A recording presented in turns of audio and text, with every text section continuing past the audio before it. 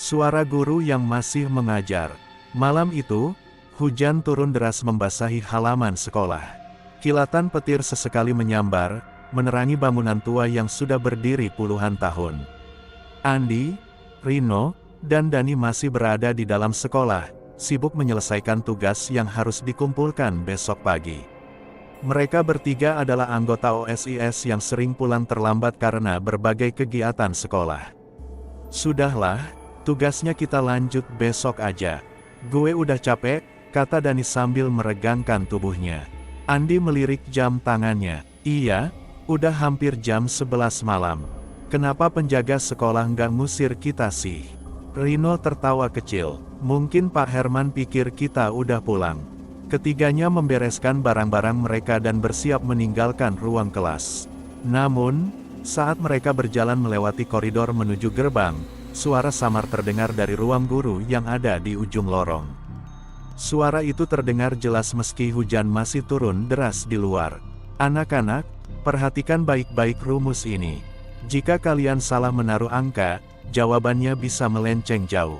Langkah mereka terhenti. Andi menatap Rino dan Dani dengan wajah bingung. "Kalian dengar itu?" bisiknya. Dani menelan ludah. "Iya, tapi siapa yang masih ada di ruang guru jam segini?" Rino menggeleng, lalu perlahan berjalan mendekati pintu ruang guru yang sedikit terbuka. Mereka bertiga saling pandang, ragu-ragu untuk melihat ke dalam. Dengan tangan gemetar, Andi mengintip melalui celah pintu.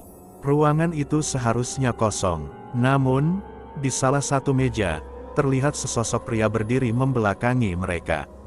Sosok itu mengenakan kemeja putih dan celana hitam, tampak seperti seorang guru yang sedang menulis di papan tulis. Apa itu Pak Joni?"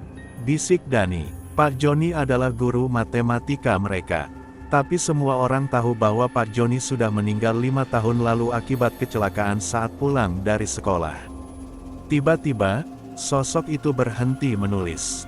Perlahan, ia berbalik menghadap mereka. Wajahnya penuh luka lebam, matanya kosong tanpa bola mata. Suaranya serak dan dalam saat berkata, "Kalian sudah paham rumusnya." Dani langsung mundur sambil menarik lengan Andi. "Lari!" teriaknya. Mereka bertiga berlari sekuat tenaga menyusuri lorong gelap. Namun, suara langkah kaki menggema di belakang mereka, seakan ada yang mengejar. Saat mereka hampir mencapai pintu keluar, suara berat itu terdengar lagi, kali ini dari belakang mereka. "Tugas kalian belum selesai." Andi menoleh sekilas dan melihat sosok Pak Joni berdiri tepat di belakang mereka, mulutnya menyeringai lebar dengan darah menetes dari bibirnya. Dani meraih gagang pintu dan mendorongnya dengan keras. Namun, pintu sekolah terkunci rapat.